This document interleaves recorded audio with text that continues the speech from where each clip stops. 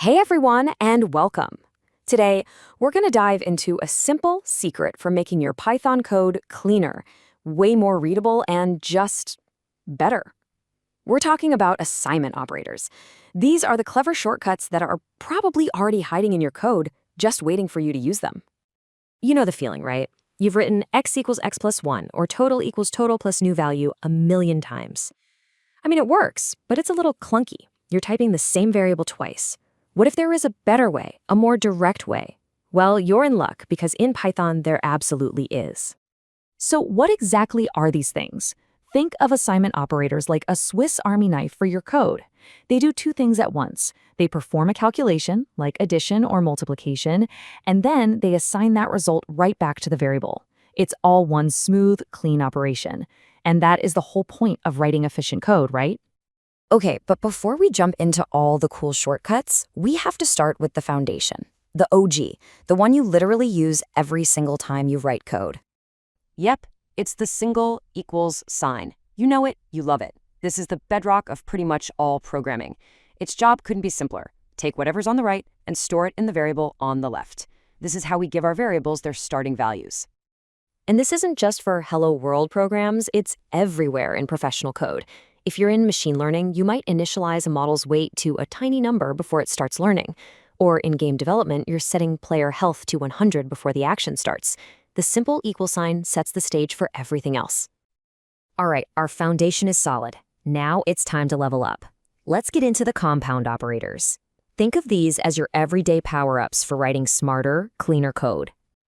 So let's say you're tracking website traffic. You've got a counter for visits. Instead of writing visits equals visits plus new visits, you just say visits plus equals new visits. It's clean, it's readable, and honestly, it just looks more professional. This one is a total classic in game development.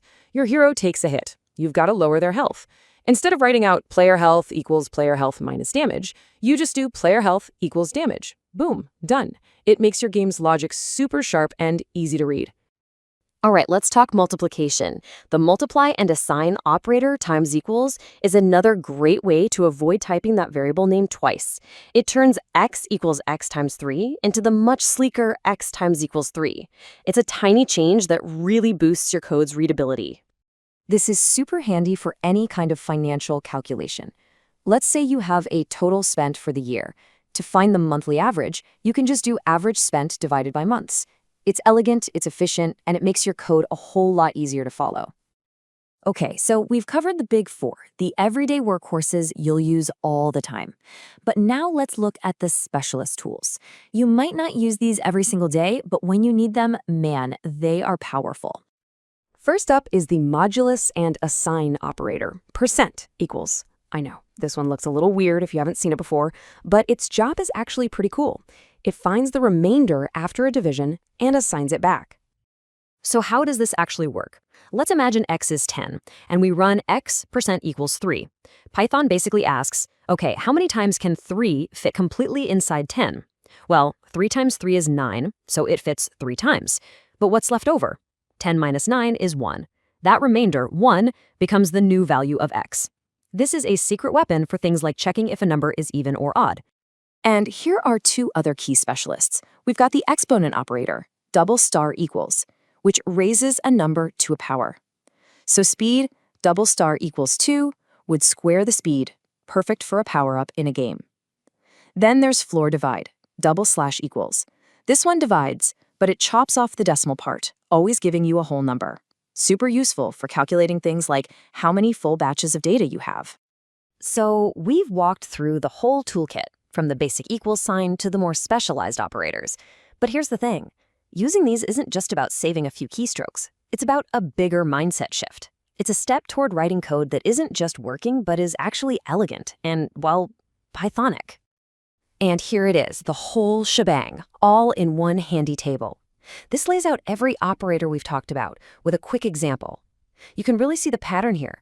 They all simplify and clarify what your code is doing. This is a great little cheat sheet to keep in mind. And really, it all boils down to this.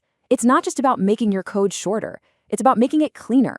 When you use an operator like plus equals, you're leaving a clear signal for anyone reading your code, including yourself 6 months from now. It says, I am updating this value right here. That clarity is priceless. So that's our tour of Python's awesome assignment operators.